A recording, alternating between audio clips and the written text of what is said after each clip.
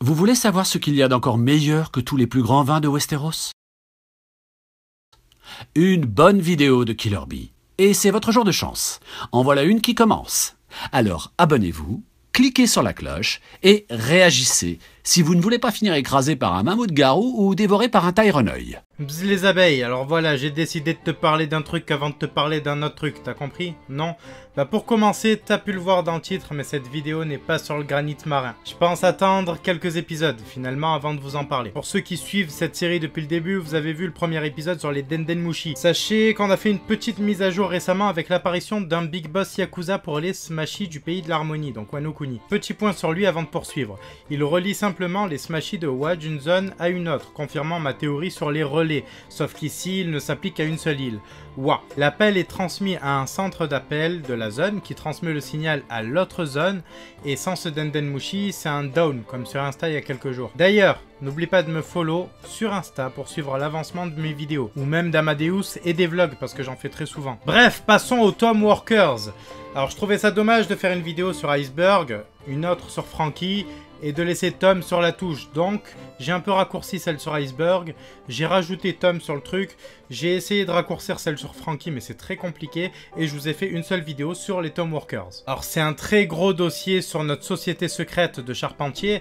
Alors voilà, les Tom Workers sont presque une légende sur Water 7, seules quelques personnes savent qui ils étaient, et c'est une entreprise vraiment très mystérieuse. La légende raconte que Tom, le légendaire charpentier qui a conçu l'Euro Jackson, aurait créé une société et formé des apprentis. Le CP9 a mis des années avant d'apprendre qu'Iceberg était l'un de ses apprentis. La technologie qu'ils ont mis au point est tout simplement révolutionnaire et on va commencer par Tom. Le fait le plus intéressant, en plus de l'utilisation du bois d'Adam pour la création de l'Euro Jackson, c'est que Tom était l'héritier des plans de Pluton. Alors que les humains eurent des remords d'avoir créé les armes, ils décidèrent d'en créer une capable de toutes les rendre inutiles, Pluton. Cette arme prenait la forme d'un navire de guerre, et en plus de rendre les armes inutilisables, elle possédait un canon capable de détruire une île en une fraction de seconde, une espèce de level up des endpoints ou du canon géant de Brandy World.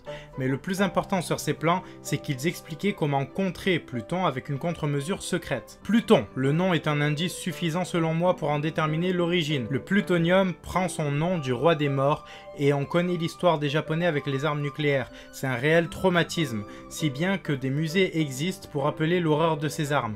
C'est un devoir de mémoire pour eux. Le contexte dans lequel les plans de Pluton sont expliqués laisse clairement sous-entendre que l'humanité a décidé de surpasser toutes les armes, puis qu'il a regretté son geste. Voilà pourquoi je pense que Pluton utilise un système de réaction en chaîne, un peu comme la bombe atomique du projet Manhattan. Tom et ses apprentis sont à l'origine, ensemble, de deux grandes créations. Le Rocketman, premier train à pouvoir réellement circuler d'une île à l'autre, mais dont la vitesse était incontrôlable, et le Puffing Tom, qui a permis à Water 7 de devenir, ou plutôt de redevenir, une cité marchande réputée.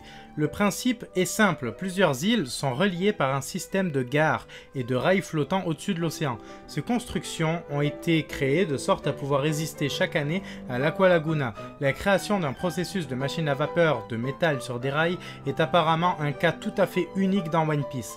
Les Tom Workers sont donc à l'origine de la technologie à vapeur et du concept de train. Ils ont également conçu un système à ondes sonores qui éloigne les monstres marins de leur construction, ce système étant relié aux rails. Pour ce qui est de ce cher Iceberg, Bakaberg ou Iceberg, ça dépend, il a eu vraiment des milliers d'appellations ce gars, il a permis à la fois à l'île de prospérer en créant le Dock One, un chantier naval regroupant les 7 compagnies de charpentiers de Water 7 en une seule, connu sous le nom de Galera Company, mais aussi il a permis à l'île de survivre à l'Aqua Laguna. Nous y reviendrons un peu plus tard. Iceberg a conçu de nombreux modèles de navires connus dans le monde entier et possède d'ailleurs un catalogue de ce type de bateau capable de traverser Grand Line. C'est lui qui répare le Rocketman pour pouvoir lui permettre de reprendre du service pour Luffy. Il a également accepté d'aider Merry à sauver son équipage en le remettant à flot une dernière fois à sa demande. Il aide également Frankie avec les plus grands noms de Water 7, réunissant ainsi le Dock One de la Galera Company, la Frankie Family et les Tom Workers pour la création du Tuzan Sunigo. Son plus grand atout est celui d'avoir réussi à faire flotter Water 7 comme un navire. Il a utilisé le même principe que celui des rails de Lumirecha sur une échelle beaucoup plus incroyable. Alors à mon avis, la surface reste rattachée aux fondations de la ville, qu'on peut observer dans l'arc de Water 7 d'ailleurs, ces fondations qui sont super belles, et dont je parlais dans l'une des vidéos précédentes. C'est encore plus surprenant quand on sait que l'Aqua Laguna est de plus en plus fort chaque année, et que l'inondation dure sur cette île depuis toujours à cause de l'effondrement de l'île sur elle-même.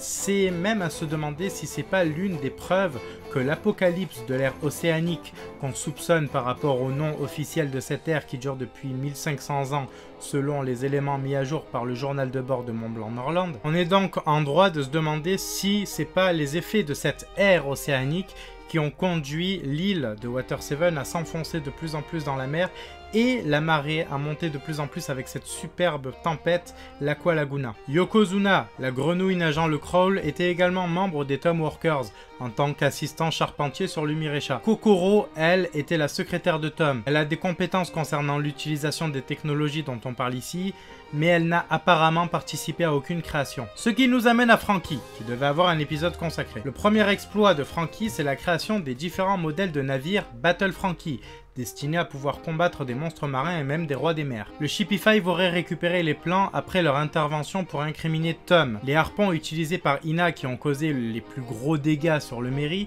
peuvent également provenir du modèle 35 des Battle Franky, puisque l'armement y était l'élément principal, avec un très gros canon sur le pont et plusieurs petits canons plus petits ainsi que des harpons à plusieurs endroits stratégiques du navire. La seconde raison qui me fait penser à ça, c'est simplement le modèle unique de harpon conçu par Franky pour ne pas pouvoir être enlevé. Franky est passé par l'élaboration de 34 autres modèles avant de créer le Battle Franky 35, ayant ainsi à sa disposition à l'époque une véritable flotte armée. Ce qui nous amène à l'une des plus grandes prouesses de Franky, le Battle Franky 36, à savoir lui-même. Il s'est sauvé la vie en utilisant la ferraille d'un navire abandonné, transgressant ainsi toute logique tétanique pour se transformer en cyborg.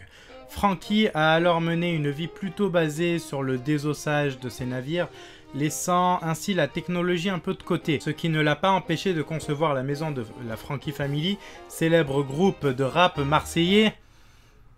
Ouais non, en fait elle était un peu trop la vanne sur la FF, mais passons à la construction. La construction de ce taudis compte également l'élaboration d'un canon à débris très puissant qui fait la fierté du gang. Pour en revenir au corps de Cyborg, il a développé toute une technologie autour du gaz de cola, et certainement de l'acide présent dans la boisson puisqu'il est capable de produire des flammes avec. Son canon à air comprimé est un modèle tout à fait unique, et à plus grande échelle, comme on le verra tout à l'heure, cette technologie est tout à fait exceptionnelle. Son corps est équipé d'un frigo, ce qui signifie qu'il possède un système d'absorption de chaleur, un peu comme les moteurs de nos propres réfrigérateurs. Il est surarmé et possède même un point totalement métallique. L'utilisation de l'acidité du cola est principalement confirmée par la capacité coup de boue, jouant ainsi sur les odeurs chimiques créées par les composants de la boisson. Après les 2 ans, ce système n'existe plus et a été remplacé par le Battle Franky 37. Les yeux de Franky semblent avoir été modifiés avec un système semblable à ceux des pacifistas, mais n'utilisent probablement pas leur base de données. Disons que cette modification sert probablement à verrouiller des cibles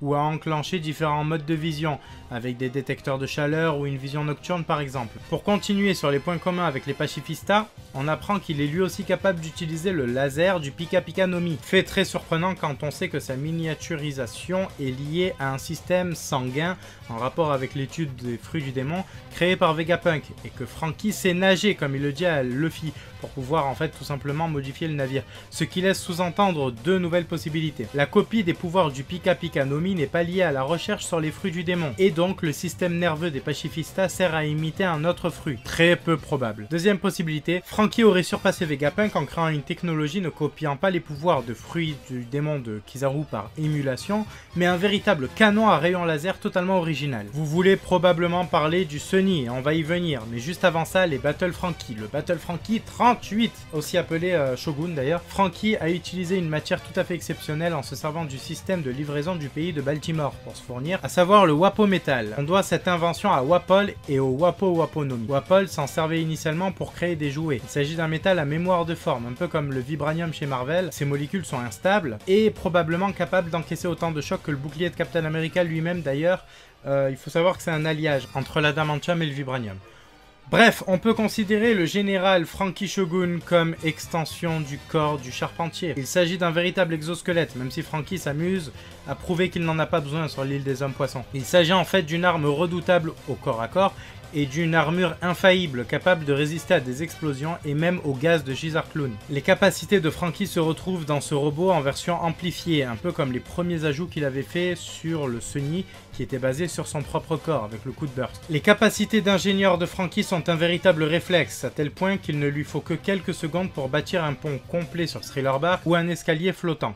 Mais là où cette capacité a été la plus utile, c'est quand il a réussi à prouver qu'il était capable de contenir un Logia dans un tonneau en quelques secondes en s'occupant de Caribou. Allez, vous l'attendez, on va parler du Tuzan Sonigo, l'héritage des Tomb Workers. Comme pour le Shogun, le matériau utilisé ici est incroyable, le bois d'Adam, un arbre qui a su résister à des batailles interminables. La résistance de ce bois n'a pas encore été expliquée dans One Piece. Nous passerons donc directement au reste du bateau. Le coup de burst, version améliorée du coup de vent, utilise le gaz avec un système d'air comprimé, faisant du bateau un véritable projectile supersonique. Il agit comme une turbine de fusée ou un moteur à explosion, on ne peut pas vraiment être précis, parce que l'utilisation de cola comme carburant inclut, comme je le disais tout à l'heure, le liquide, mais aussi le gaz. C'est une alliance entre l'utilisation de ces deux combustibles qui donne la technologie qu'on connaît sur le Sunny. La tête du navire cache en réalité un véritable centre de commande, avec la barre et le canon Gaon, alors qui utilise d'ailleurs la même technologie que le coup de burst avec une finalité différente. Le coup de burst se sert du navire comme projectile,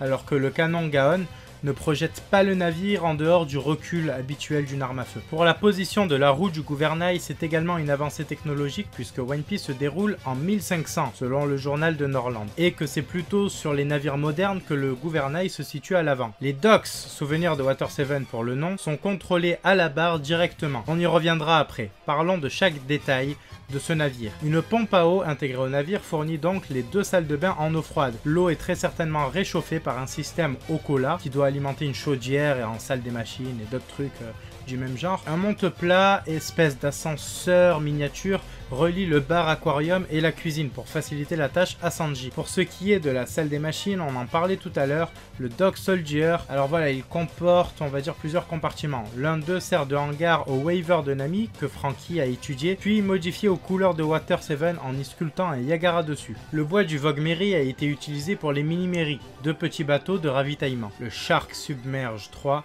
est également l'un des équipements du système de dock. Il permet d'aller à 5000 mètres de profondeur. Les sous-marins auront probablement un épisode leur étant totalement dédié plus tard dans cette série. La Kurosai est une moto. Là encore, il est important de souligner que les véhicules terrestres n'ont pas encore atteint un tel niveau d'évolution dans One Piece. Il suffit de voir le nombre de charrettes utilisées même par les révolutionnaires pour se rendre compte qu'une moto, c'est fantastique dans cet univers-là. La tête de Rhino est une fois de plus la signature de Franky, puisque c'est son animal totem selon Oda. Avant, on avait également les roues qui servaient surtout aux grosses tempêtes, mais elles ont été remplacées par le brachiotank et l'espace d'assemblage pour le Shogun. Le bateau bénéficie d'une marche arrière plutôt intrigant mais assez utile en réalité. On va finir avec Franky en parlant de son évolution. Franky est doué pour la création de grosses machines mais aussi pour les accessoires. Il est capable d'équiper un Denden Mushi et à aider Usopp à l'amélioration du Climatact en utilisant ainsi un nouveau système dont on parlera dans le prochain épisode, ce qui signifie qu'il pourrait également apporter des modifications à la suite de Sanji et ainsi absorber un nouveau savoir, celui des Vinsmoke. L'absorption de connaissances de Franky est incroyable, d'abord sur les navires pirates avec ses créations de canons, puis sur son apprentissage auprès de Tom et de Bakaberg.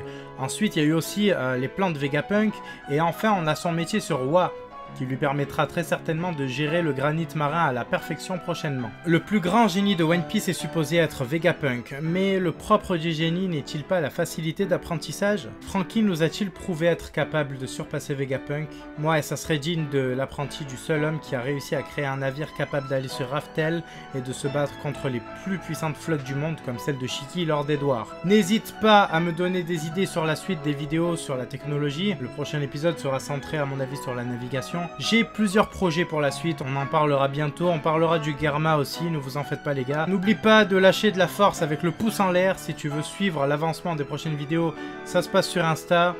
Et pour le reste, il te suffit de t'abonner. Bzz, et quoi que tu fasses dans la vie, fais-le avec un don. Si vous voulez soutenir Barbe Blanche et Luffy, abonnez-vous à Killer Bee, où c'est mon point ardent dans...